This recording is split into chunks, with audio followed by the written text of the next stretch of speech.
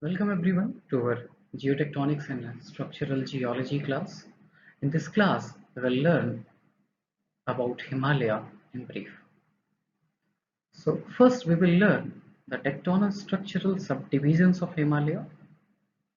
Then we will learn the making of Himalaya through time, and ultimately we will learn the evolution of Himalaya in terms of its tectonostructural subdivisions through time.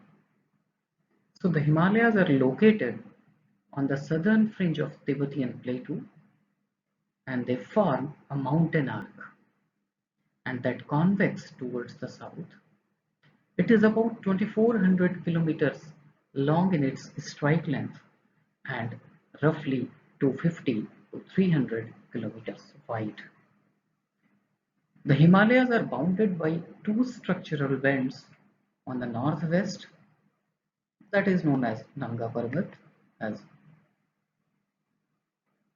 we can see in these regions by pointers. So here the syntaxial band is characterized by Nanga Parbat and Indus Gorge, and in the northeast that is Namcha Barwa or Songpo Gorge. The Himalayas are in fact loftiest and still ranging mountains in the world. Indeed, the Tibetan Plateau and its surrounding mountains forms the largest topographic heights on Earth. All the mountain summits taller than 7,000 meters, they are located in this part of our planet. And several large rivers which rise in these highlands provides fresh water for the nearly 3 billion people in the Asia, that is almost half of the world's population. The sediments shed from the Himalayas have also formed extensive agricultural plains in northern India, Pakistan, Nepal, and Bangladesh, which have supported the civilizations for the millennia. The Himalayas acts as topographic barrier to the summertime warm monsoon wind coming from the Indian Ocean and the wintertime cold winds coming from the Siberia or cold currents from the Siberia. And thus they would have caused the cold and dry climate in India. They are causing the cold and dry climate in Tibet, but the torrential rainfalls on the valley and plains to the south. And the rich diversity of flora and fauna extending from almost sea level plains upward the higher Himalaya is also significant for ecology. The Himalayas offer splendid peaks and valleys for mountaineers, tourists, and also for the artists. The major earthquake that occasionally visit the Himalayan region can indeed be devastating for the people. But not least, you can say that, but last but not the least, these mountains are a natural laboratory for the geologist to study how mountains of similar type on the earth form and influence the environment and climate. For these reasons, the scientific study of Himalayas are significant and also necessary. It is interesting that geologists sometimes employ the biological terms to describe the mountains, for example, anatomy, for the tectonic framework and structures of the mountains, or evolution for the geologic history and formation of mountains. To understand how Himalaya formed, we need to consider its structure and the types and ages of the rocks and the nature of faults that have been fashioned these mountains. Geological mapping in various parts of Himalaya over past century led the geologists to divide these mountains into six major longitudinal zones or north, west, northeast trending belts. Although the local differences exist to some degree, the overall consistency of the zones along the entire length of Himalayas is significant and point to a single tectonic explanation for the mountain formation. The zones of the Himalayas are described in the coming slides, and that is from north to south. So we have six major divisions. We have in the south, we have Trans Himalaya. Then we have the in the Sangpo Suture zone, we have the Tathian zone that is represented by blue color. ITSZ, we have Greater Himalaya. So this one is the Tathian zone. This is in the Sangpo Suture zone by blue one. The red one marks the Trans-Himalayan batholiths. Then we have again this in the Sangpo Suture zone. Then we have Tathian zone that is represented by blue color. And then we have Greater Himalayas, and ultimately we have Lesser Himalayas. This is a transverse cross section of Himalaya that is taken across the strike. So we can see the different subdivisions of Himalaya. So this is in fact tectonostructural cross section or subdivision of Himalaya. So this side faces towards India and this side faces towards Tibet. So here in the southern direction we have HFT, and that separates Ganga plain from our sub-Himalaya or Sivaliks. So this is Sivaliks. Then we have MBT, that is main boundary thrust, and then we have MCT. In between MBT and MCT we have lesser Himalayas, and in between MCT and STD we have higher Himalayas, a portion of higher Himalayas, and in between we have Tathian Himalaya which overlies the higher Himalaya, and there are times the higher Himalayas are exposed in the Tathian zone itself. And here we have again the Tathian zone, and here we have the contact of two of the plates, that is Eurasian plate and Indian plate. So along this zone we get a suture zone. In any of the mountain belt we get a suture zone which is formed by the collisional activity. So here along the suture zone we get number of ophiolites. So here we have ophiolites, and again after this suture zone we have Trans Himalaya. So this is in fact the tectonostructural subdivision, and we can see as we are moving in the direction of subduction, the thickness of the crust is increasing, and it is reaching, the whole lithosphere is reaching as much as, or in fact crust itself here over here, that reaches as much as 70 kilometers. This is again a cross section of Himalaya. It shows its different subdivisions. This represents the Indian plate, where Indian plate is being subducted, and the continental portion is in contact with Eurasian plate for collision. So here this is MBT and MCT, so this one is Lesser Himalaya.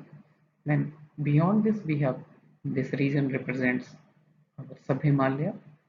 Then we have again the another division between MCT and STD, that is our Greater Himalayas.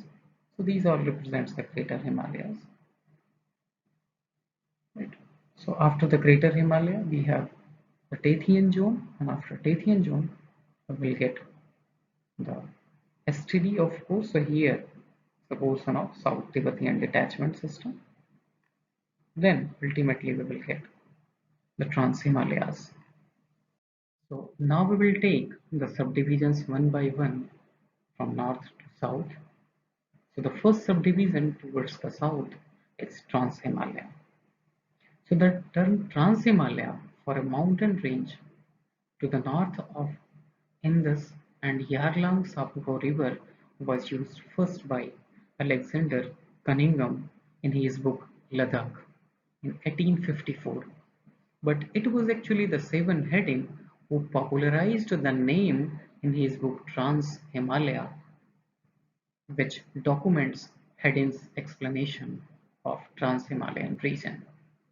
Geologically speaking, the Trans-Himalaya is made up of granitic and volcanic rocks formed from approximately 110 to 40 million years ago.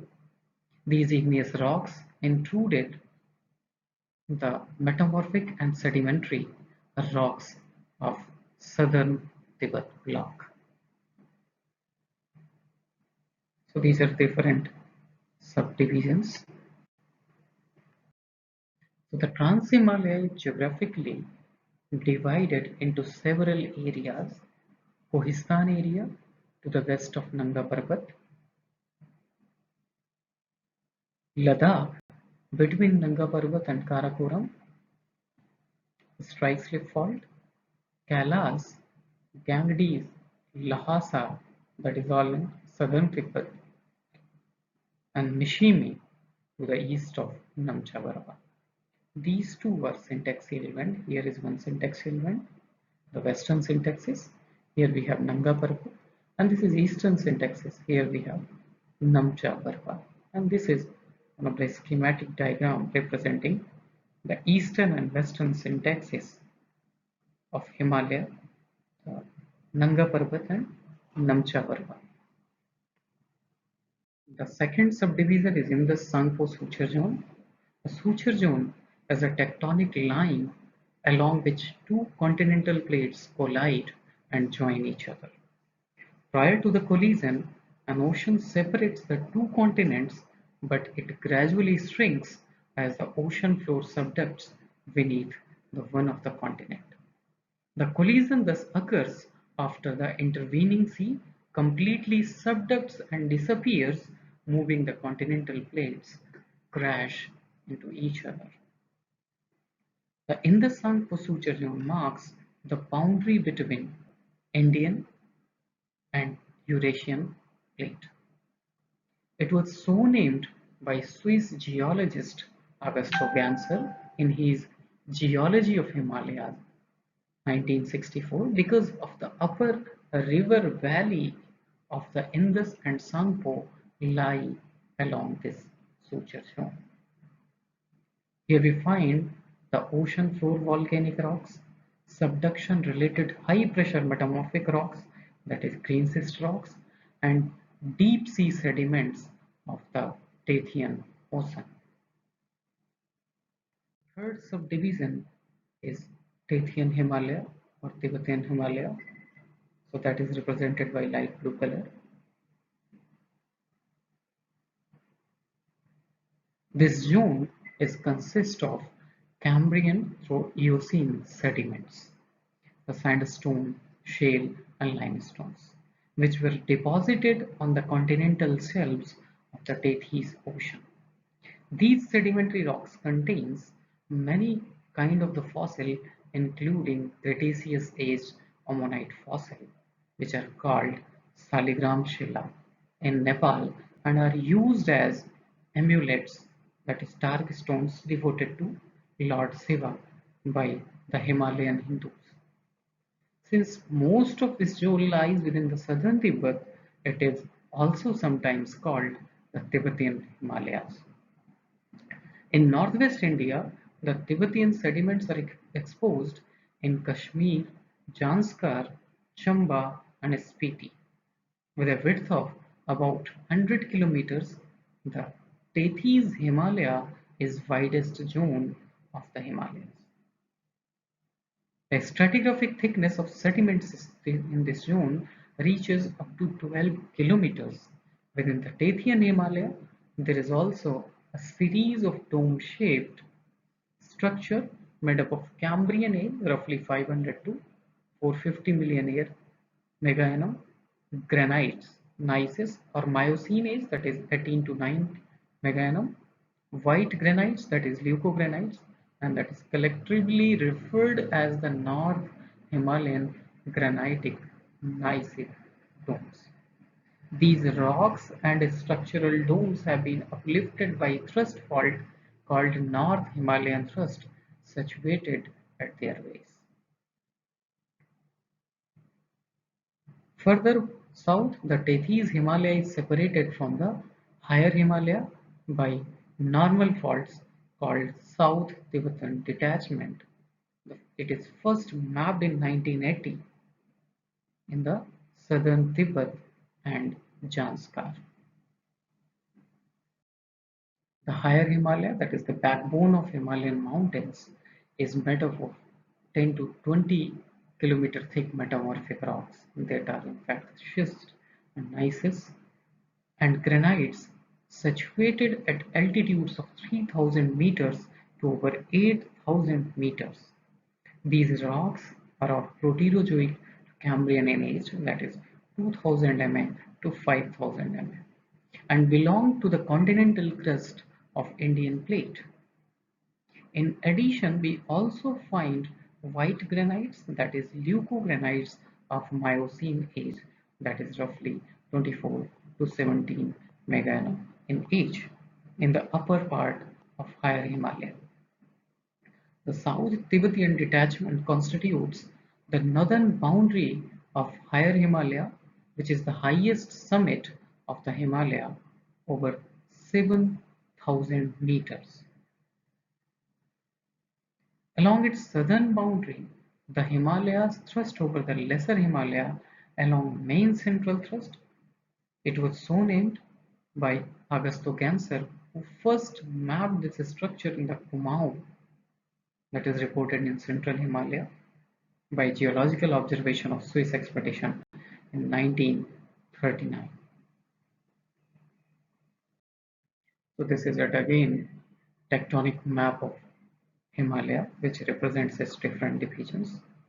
The French geologists working on Nepal have also called the zone Tibetan slab because it forms the basement for the thick pile of Dathian or Tibetan sedimentary rocks. So the French geologists called the Greater Himalaya within the Nepal zone as Tibetan slab because it becomes the platform for Dathian or Tibetan sedimentary rocks. Still, other geologists also call it central crystalline zones. Crystalline refers to the igneous and metamorphic rock in which the minerals were crystallized in the rock itself, unlike a sedimentary rock which contains the minerals derived from other rocks. So Greater Himalaya is also known as Higher Himalaya, Central Crystallines, Greater Himalaya, Himadri, etc. The term Himadri was coined by K.S. Waldia, one of the great eminent geologists or Indian geologist. So here we can see the different subdivisions of Himalayas. So that include from south we can see like sub-Himalayas. So these represents the sub-Himalayas. And then we have lesser Himalayas. So these particular features represent the lesser Himalaya. And here if we see these regions, here we have lesser Himalayan crystalline nappes. So these are exposed nappes, for example, the Almoda nappes.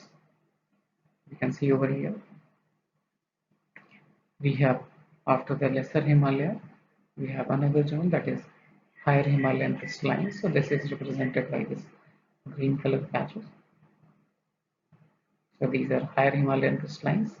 We have, after the higher Himalayan crystallines, we have Dathian zone or ITS tip. We have Dathian zone. So here we have Dathian zone. We have ITS in the Sanko-Sucha zone after the Dathian. We have the central crystalline, we have Dathian, we have ITS in the Sanko-Sucha zone. This is the collision zone itself. And we have Trans-Himalayan batholiths. So this is the Trans-Himalayan.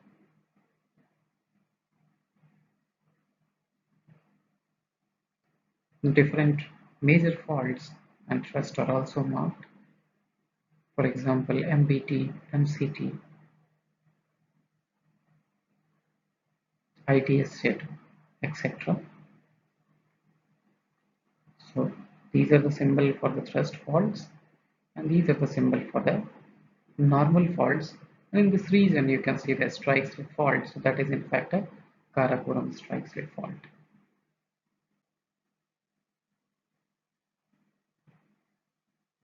We have different anticlines and synclines.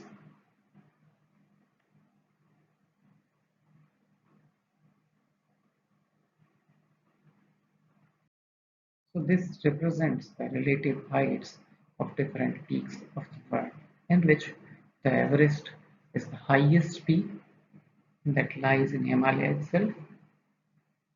Then we have the second highest, that is K2, again in Himalaya. Third highest, that is Kanchenjunga, again in Himalaya. We have fourth highest, that is Lhotse, again in Himalaya. Fifth highest in Makalu. We have Choou, Dhaulagiri, Mashalu, Nanga Parbat. So these are the different peaks of the world, and these are the peaks of some other mountains apart from Himalaya.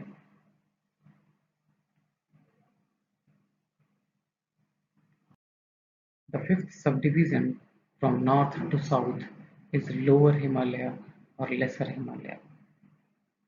The south of Higher Himalaya, that is main central thrust, lies the Lesser Himalaya, which consists of metamorphosed sedimentary rocks, for example, quartzites, marble, slate, phyllite, schist, and gneiss, and minor volcanic rocks and granitic rocks of Proterozoic to Cambrian age, that is from 2000 mm to 500 MegaNm old rocks.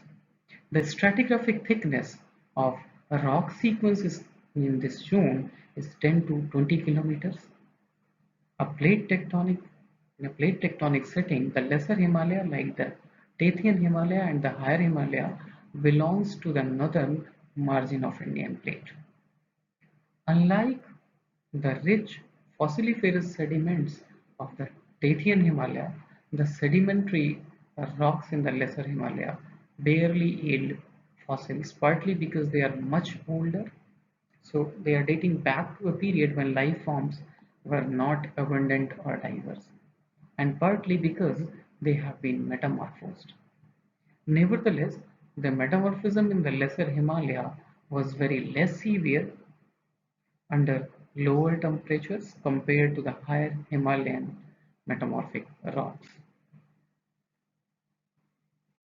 Within the Lesser Himalaya, geologists have also mapped transported, isolated parts of higher Himalayan central crystalline rocks. These are called outer crystalline zones. So this is MPT. Here we have MCT, and you can get that this is MCT1, this is MCT2 Pakrata.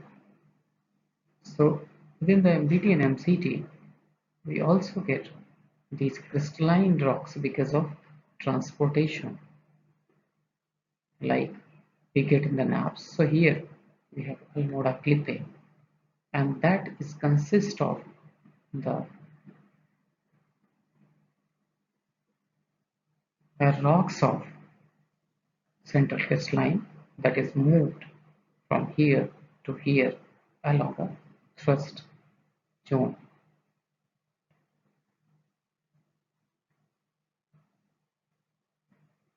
So these are called, in fact, outer crystalline zones or higher Himalayan clipping. The cliff is in fact a German word which literally means cliff. These rocks were transported on the back of main central thrust onto the central onto the lesser Himalaya, but were later isolated from its root zone in higher Himalaya. So Almoda Clippe in the Kumaon is the classic example of this type of clippe.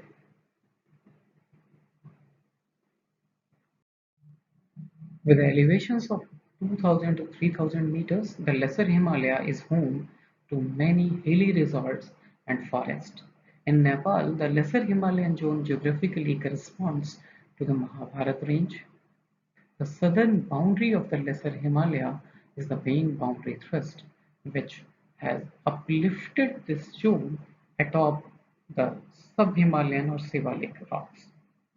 The main boundary thrust that was first mapped and named in 1864 by Henry P. Medlicott, a British geologist working for Geological Survey of India.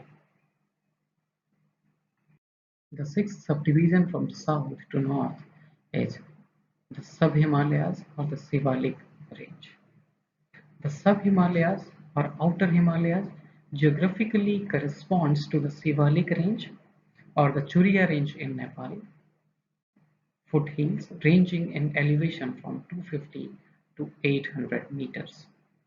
This zone is made up of 10-kilometer thick section of sandstone and mudstone shed from Himalayan mountains and carried and deposited by rivers, especially since the Miocene over past 24 million years.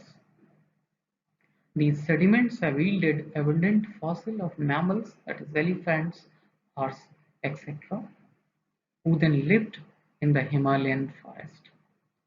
The Shivalik Fossil Park in Saketi, Himachal Pradesh houses example of these fossils and recreates the ancient environment in which these animals once lived. The Shivalik foothills were surveyed by Captain Robbie Cowley of the South East Indian Company in 1840 to 1850s, when he was constructing the Ganga Canal in the Doab region of North India. The Cowley's geologist colleagues, Hugh Faulkner, examined the rocks and fossils excavated from the hills, which he called Shivalik, after the pilgrimage site at Haridwar dedicated to the Lord Shiva.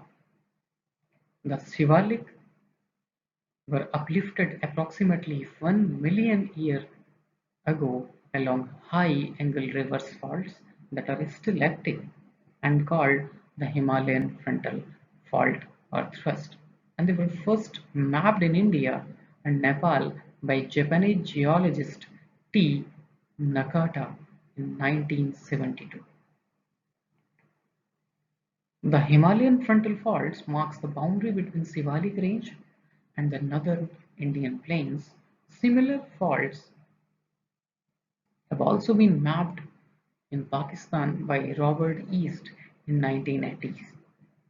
The Himalayan frontal fault is a series of blind faults, that is, in fact, the fault plane is not visible at the surface, rather, it is present in the subsurface conditions. And that can be mapped from topographic features that have been created by these blind faults. These faults have often concealed under apron of debris that are called bhavar and washed down from the hillside. So the bhavar sediments have been carried from the hillside. The Himalayan frontal fault began uplifting the Shivalik range. A series of river valleys were formed within the sub-Himalayan zones. These tectonic basins are called dune, and some well-known examples include Dehradun and Chitwan Dune in the Nepal. So Dehradun is in India and Chitwan Dune is in Nepal. So today in this class we have learned about the tectonic structural subdivisions of Himalaya. In the next class we will learn the making of Himalayas. So there are 6 tectonic subdivisions Himalaya ranging from south to north. They are Trans Himalaya, Tethys Himalaya, they are in the Sangpo-Sochir zone. Then we have Tethys Himalaya, then we have Central Himalaya or Higher Himalaya crystallines, then we have Lesser Himalaya, and lastly we have the Outer Himalaya or Zeolix, that is separated from Himalayan frontal fault by the Ganga Plains sediments. Thank you so much. In the last class, we studied the tectonostructural subdivisions of Himalaya. So Himalaya is consist of mainly 6 zones, and they are separated by certain discontinuities. For example, Ganga Plain is separated from Himalayas by Himalayan Frontal Thrust (HFT). and Sub-Himalaya lies between HFT and MBT. MBT is main boundary thrust. So in between these two thrusts, we have Sub-Himalayas or Sivaliks. Then within MBT and MCT, we have Lesser Himalayas, and within MCT and STD, we have Central Crystallines or Higher Himalayas or Greater Himalayas. MCT is a thrust, but STD is a system of low angle normal faults. Then the Tethys Himalaya lies between STD and in the Sangpo Suture zone, ITSZ. This is the zone where Indian and Eurasian plate collided. So this is ITSZ and this is STD. In between we have Tethys Himalaya, within which we have exposure of granitic gneissic domes along NHT, that is North Himalayan thrust. Then after in the Sangpo Suture zone we have Trans Himalaya, and this represents the Eurasian plate and this particular portion represents the Indian plate. So longitudinally it has been divided into 6 major subdivisions that are separated by certain discontinuities. Its strike length is roughly 2400 kilometers, and across the strike it is roughly 250 to 300 kilometers. So this slide represents the 6 longitudinal divisions of Himalayas. So from the side of India, from northward if we move, we have Ganga plain, and Ganga plain sediments are separated from Sivaliks by Himalayan frontal thrust or HFT. So the movement of the cursor indicates the positions of HFT in the Himalayas or in between Himalayas or Ganga plain. Then after HFT we have the second thrust, that is main boundary thrust. So between HFT and MBT we have Sivaliks or outer Himalayas. This mainly consists of morass. Then we have lesser Himalayas between main boundary thrust and main central thrust. So these green color rocks are representing the rocks of lesser Himalaya, or this division of Himalaya is known as lesser Himalaya. Then we have another thrust, that is main central thrust. So after the main central thrust we have STDS, that is South Tibetan Detachment System. So between MBT and MCT we have this higher Himalayan crystallines or Greater Himalaya or Himadri. Then after that we have Tethys Himalaya, the widest division of Himalayas in between South Tibetan Detachment System and Indus Sangpo Suture zone. So Indus Sangpo Suture zone is the zone along which the collision of Indian and Eurasian plate took place. And beyond the Indus Sangpo Suture zone we get the Trans-Himalayan batholiths, which are the part of now Eurasian plates.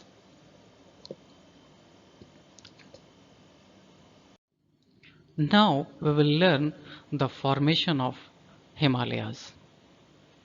So formation of Himalayas started with India, Gondwana and Tethys. About 500 million years ago, a supercontinent comprised of Australia, Antarctica, India, Africa, South America was assembled in southern hemisphere. Geologists called it Gondwana, after the Gond tribes in central India, where the sediments of this supercontinent were first studied in late 19th century. Within Gondwana, India was adjacent to the Madagascar, Africa on the west and Antarctica on the east. The Paleo-Tethys Ocean bordered the northern margin of Gondwana land. So this is the reconstruction of 255 million years ago. Here we can see the South America, Africa, South Africa, Antarctica Australia, India, they are attached to a single supercontinent, and that is known as Gondwana. And this single supercontinent is surrounded by a huge ocean that is known as Panthalassa. So, after the breakup of certain segments like Southeast Asia, northern China, we have Paleotethys Ocean. During Permian, that is roughly 275 to 260 million years ago, a series of continental fragments consisting of Turkey, Iran, Tibet drifted away from Gondwana, thus opening of Neotethys started on their trails. When a continent splits apart, a large volcanic eruption affects some part of it. The Permian age Panjal traps, exposed in Pir Panjal range of Kashmir, are believed to be the volcanic outpouring of continental rifting between the India and the Tibetan bloc. Gondwana land largely remained intact until the late Jurassic, when this supercontinent started to fragment as a part of long global process which eventually created the present-day continents and oceans. India, together with Madagascar, was drifted away from the Africa in late Jurassic about 165 mega-annum ago. Afterwards, India was separated from East Antarctica at about 135 ma and began its northward journey across the Neo-Tethys Ocean at the same time as the Indian Ocean was opening behind India. Around 85 ma, a further split occurred between the India and Madagascar. The Cretaceous-Cenozoic boundary at 65 ma marks the important event in the Earth's history. The dinosaurs, ammonites, and many other species were wiped out, probably because of huge meteorite struck our planet and played havoc with the environment. At this time, India was passing over the Reunion hotspot, which caused large volume of volcanic rocks, that is known as Deccan Trap rocks, to flood the central western India. This also caused Salis Mauritius fragments to separate from India. So the major events includes the splitting of Madagascar away from Africa in at around 165 ma, and India was separated from East Antarctica at 135 million year ago, and at 85 million year ago India was splitted from the Madagascar as well. And Cretaceous Triassic boundary marks the important event like extinction of dinosaurs, and at the same time the Indian plate was there on Reunion hotspot, which melted away its lowermost portion, and a voluminous volcanism occurs on central and western part of India, and that led to increase in the velocity of Indian plate. So as the India drifted northward, the Neo-Tethys Ocean floor began to subduct beneath the southern margin of Asia along the Karakoram and Tibet. This usually happens because the oceanic crust, mainly basaltic, is heavier than the continental crust, which is made up of granites. And if pushed, the oceanic crust subduct into the oceanic crust. The subducting slab then partially melts because of hydration melting and produces a large volume of granite and volcanic rocks in the form of island arc of Aleutian type or continental margin arc like of Andean type. In northwestern part of Himalaya, we have evidence of Cretaceous age Kohistan Ladakh island arc made up of volcanic rocks similar to those found today on the Aleutian Island in the northern Pacific Ocean. At about 85 ma or so, Kohistan Ladakh Island collided with the Karakoram margin as the oceanic floor between the two subducted and closed. Therefore, in the northwestern Himalaya, there is northern suture zone between Karakoram and Kohistan Ladakh blocks. This suture zone has been called as Chalt suture in Kohistan and Siok suture in Ladakh. After the two valleys where the Chalt and Siok volcanic rocks were mapped. After the northern suture formed, the subduction-related igneous activity continued along the Andes-type continental margin from Kohistan and Ladakh all along the southern Tibet block. The age of granites found in this trans-Himalayan belt have been determined by radiometric method range from 110 megaannum to 40 megaannum. So this represents the Kohistan island arc, and that is formed because of subduction of Indian plate below the Eurasian plate, and when reaching a sufficient depth because of hydration melting, there is creation of magma and formation of this island arc type of situation. So in this slide we can see the chronology of the events. Here India, Madagascar, Australia, they are attached to each other, and at around 162 ma the India together with Madagascar was split from South America, and India was split at about 135 ma from the Antarctica and started its northward journey, and at about 85 ma or so the Madagascar was again separated from India. At about 65 ma, the India was above the Reunion hotspot, which melted down the lowermost portion of Indian plate, which made it the lightest plate. And also, because of effect of Reunion hotspot, there was tremendous volcanism in central and western part of India that led to the formation of Deccan Trap rocks. And at the same time, it also created the splitting of Salles and Mauritius. So there comes a question that when did India collided with Asia? There are several type of data appear to point out the early Middle Eocene period for this collision.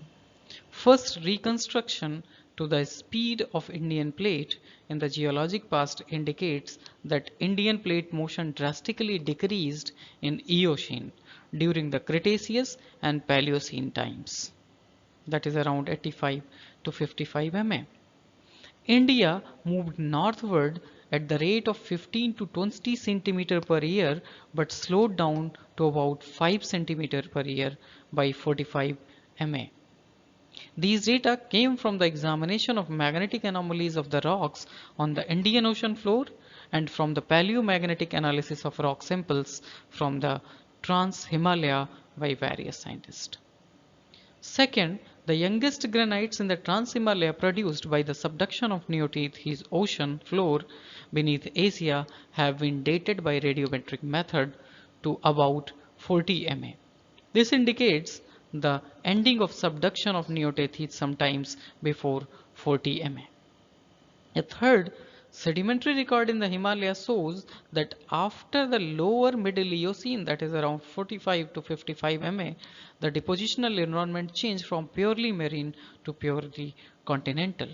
Apart from that, the presence of marine fossils before the age of 55 ma also indicates there are no new marine fossils beyond 45 ma, 45 to 55 ma, which indicated that the change of environment from marine to continental type or freshwater type. And that are the indications or archives to tell the time of collision of Indian plate to the Eurasian plate, an initiation of formation of Himalayas. So we can see from this schematic cartoon diagram that when a plate subducts and it also carries the portion of oceanic and continental lithosphere, what happens that the oceanic lithosphere gets subducted and the accretion takes place. Because of that, the accretionary wedge also forms. And once this accretionary wedge is formed, then when the continents comes in contact, they cannot subduct anymore. And now these two continents are going to folded and thrusted to form the mountain belt like Himalayas. So in short, the data of different type have led many geologists to believe that at first the northwestern corner of the India collided with Asia probably 55 million year, or some scientists claims even 60 to 65 MA. And then Neo-Tethys ocean floor closed in an oblique manner. So we can see that there is anti-clockwise rotation.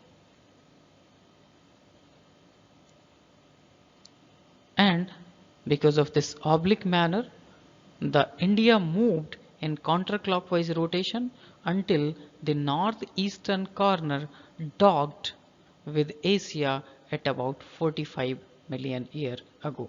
So the complete collision of Indian plate with Eurasian was not synchronous, rather this portion of Indian plate first collided at 55 mm and this portion of Indian plate collided later on because of anti-clockwise rotation of the Indian plate.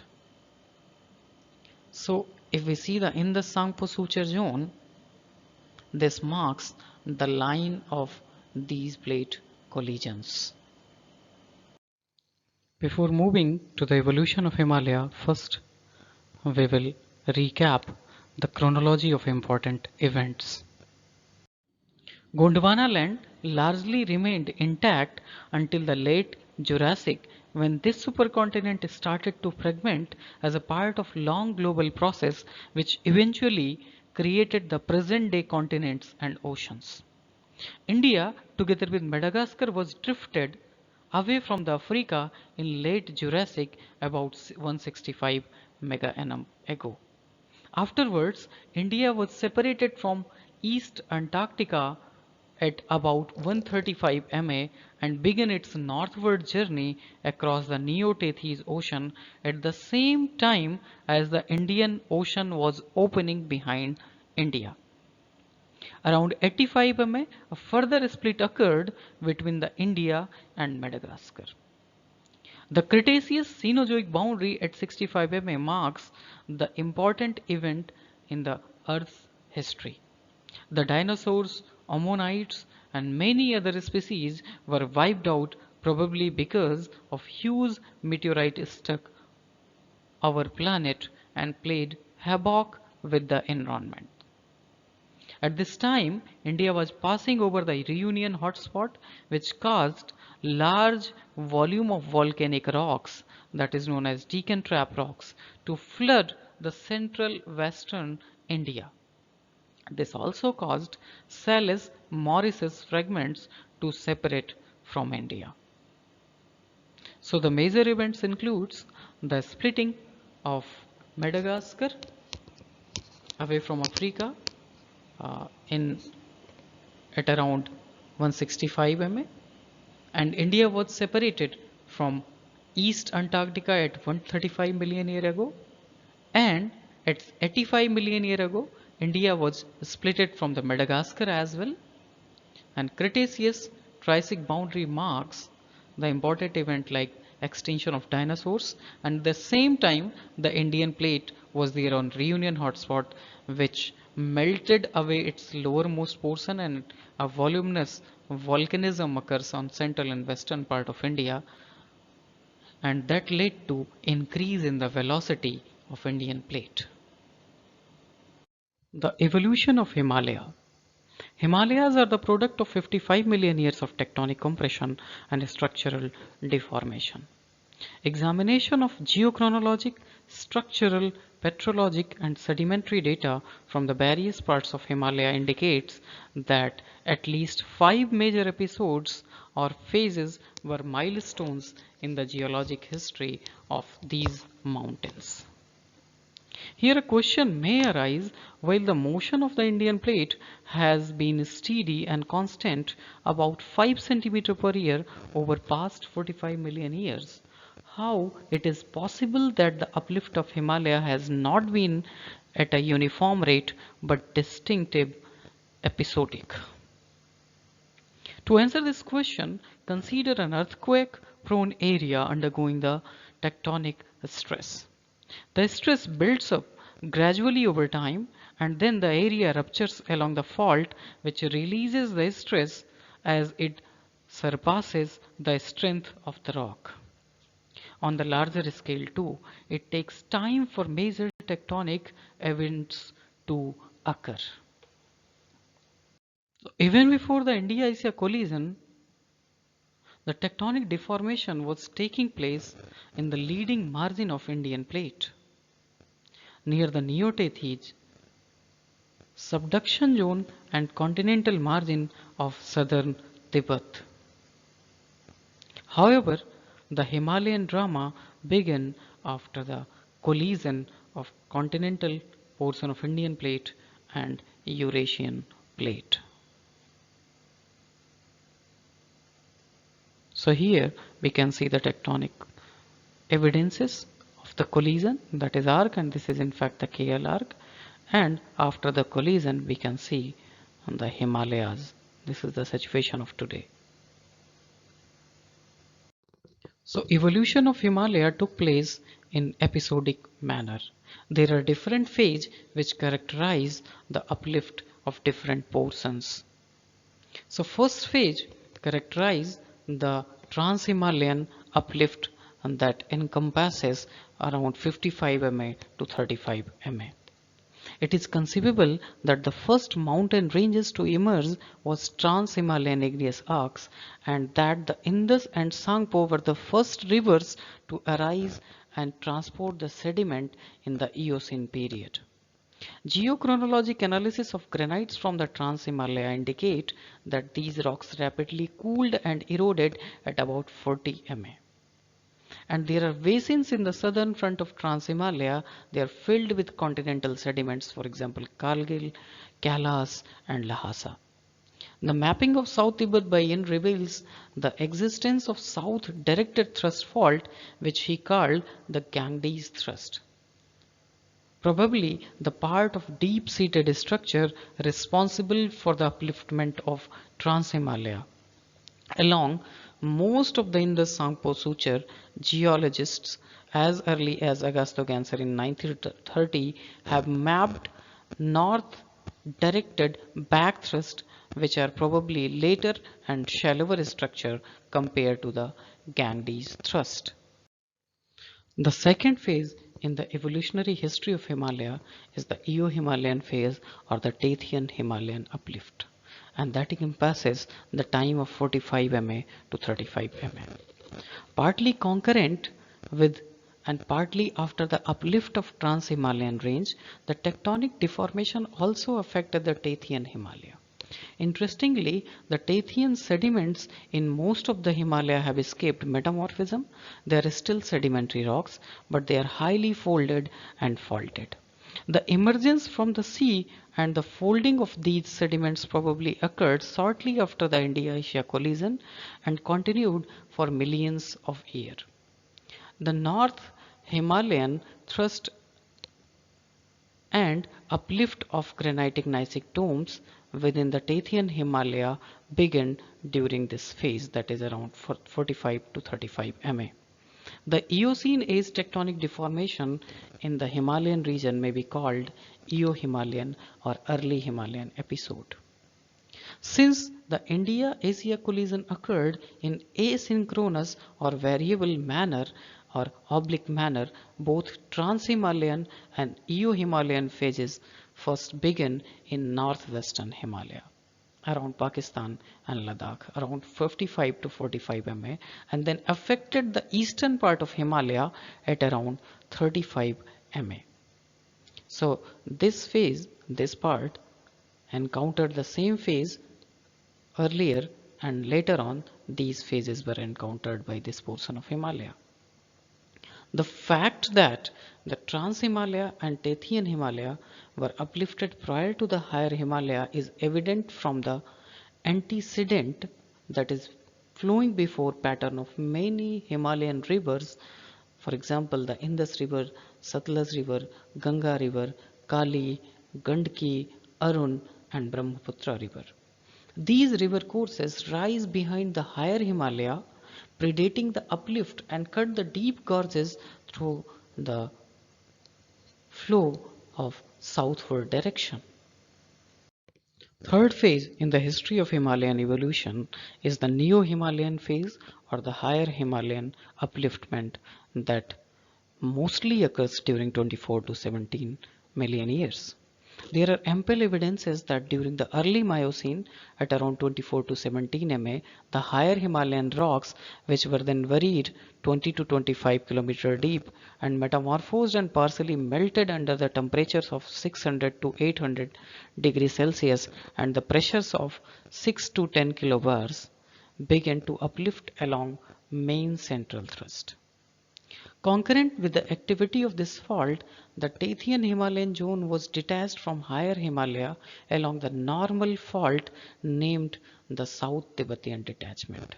This fault, which runs parallel to the main central thrust and forms the northern boundary of Himalaya, caused tectonic expansion, that is spreading, and gravitational gliding and backfolding of the sediments in the Tethyan Himalaya, that is the downthrown block, while uplifting and exhuming the higher Himalayan rocks, that is the upthrown block.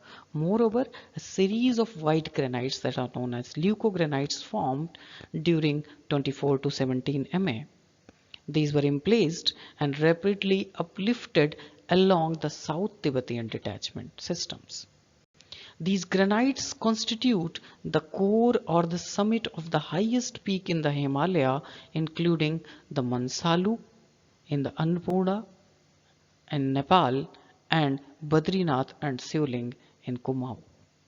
It is interesting that these granites are located along the upthrown edge of South Tibetan Detachment, indicating that their formation, possibly by decompressional melting of the deeply buried rocks and exhumation of the surface, were related to the activity of this fault. Along the main central thrust, we do not only find the Miocene age granites. Nevertheless, the main central thrust emerges as major structure across which the topography of Himalaya markedly increases from south to north. The slip on the main central thrust is more than 150 kilometers, as thrust has transported higher Himalayan metamorphic rocks onto the lesser Himalaya, where we find them as clippe outliers. So we can find the portion of central crystalline rocks over the lesser Himalaya as clippe or outliers. These are at some distances of 150 kilometers from their root zone. With the uplift of higher Himalaya beginning in the early Miocene, increasing amounts of sands were deposited not only on the Sivaliks and Ganga basins, but were also transported by the rivers to the Arabian Sea, forming the submarine in the Swan and the Bay of Bengal, and thus forming the Bengal fan. The fourth major phase in the evolutionary history of Himalaya is the lesser Himalayan upliftment, and that took place mostly around 11 to 7 million years. During the late Miocene, that is 11 to 7 Ma, the sedimentation rates in the Sivalik basin drastically increased, and the mineral kyanite, which in the Himalayan region is found only in higher Himalayan metamorphic rocks to the north of main central thrust, first appeared in Sivalik sediments. These data indicates a rapid erosion of Himalaya at that time. There is also limited geochronologic evidence from Pakistan that main boundary thrust began its activity in the late Miocene. Geochemical analysis of samples from the Indian Ocean drilled cores and from the Sivalik ancient soil indicates that the monsoon seasonally related with the Himalayan topographic barrier also began in the late Miocene, indicating that by 7 Ma the Himalaya had attained sufficient heights. The fifth phase is neotectonics or the quaternary phase that encompasses last 2.6 million years. Some geologists, including Augusto Ganser and K.S. Valdia, have highlighted that significance of Himalayan uplift over 2.5 million years or so, while certain geologists who confine their research to Miocene geochronology of the Himalaya have ignored or downplayed the quaternary events as if the maximum topography of Himalaya was reached in the Miocene and since then only erosion has shaped these mountains. Considering various line of evidences, I consider that quaternary period is an important renewed phase of tectonic uplift in these mountains. The uplift of Sivalik ranges along the Himalayan frontal fault over the past 1 million years. Geologic evidences like Fissentrek ages of 1 to 3 million years of rapid erosion from various parts of Himalaya, that is Nanga Parbat, Janskar, Gangotri, Khumbu Himalaya, Namcha Barwa, etc. The presence of active faults and large earthquakes, deep and narrow gorges in the Himalaya, uplifted terraces of young sediments, and enormous amount of coarse-grained fluvial sediments in the quaternary record of Himalayan folded basins all testify to the intense neotectonics in this region. So these were the major phases, but still the Himalayas adventure continues. Geophysical surveys by seismic, sound wave reflection and gravity methods indicate that the crustal thickness beneath the Himalaya is about 70 kilometers, which is the twice of normal continental crust, for example, Indian Peninsula. In other words, the Himalayas are higher because these mountains are still on over-thickened continental crust produced by compressional thrusting and folding.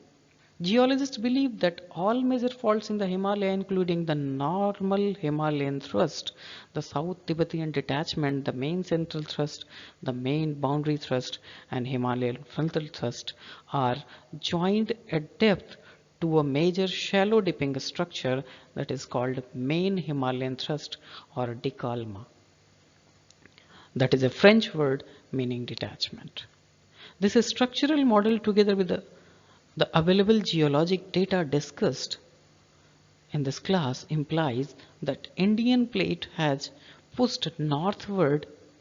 Thrust faults have developed subsequently from north to south, and as the new thrust fault has ruptured, the tectonic push has added some elevation in the entire Himalaya. In other words, the present elevation of Himalaya is the cumulative effect of 55 million years of continental collision. A magnificent drama of episode which geologists have painstakingly pieced together and are beginning to make sense of it. A period of 55 million years or so since the India-Asia collision may seem a long time from the human perspective, but the Earth's standard, the Himalaya are still young and rising mountains. So in this class, we learned about the evolution of Himalaya in various phases. So we can summarize that evolution of Himalaya took place in 5 phases. The first phase is the Trans-Himalayan uplift. Second phase is the Eo-Himalayan phase or Tathian Himalayan uplift, and that occurred around 45 to 35 Ma. The third phase encompasses the Neo-Himalayan uplift phase or higher Himalayan uplift, and it occurred around 24 to 17 Ma. The fourth phase is Lesser Himalayan uplift, and it encompasses the time period of 11 to 7 Ma. The fifth phase is the neotectonics, that is the quaternary phase, around 2.6 million years up to now. So still the Himalaya is rising mountains. So these are the references utilized during formation of this class. So in this class we studied the splitting of Gondwana land up to the collision of Indian and Eurasian plates, like a splitting of India with Madagascar, and then a splitting of Madagascar at around 85 ma, and the position of Indian plate at Reunion hotspot at roughly 65 ma, and the collision between 55 to 45 ma. In the next class, we will learn the evolution of Himalaya.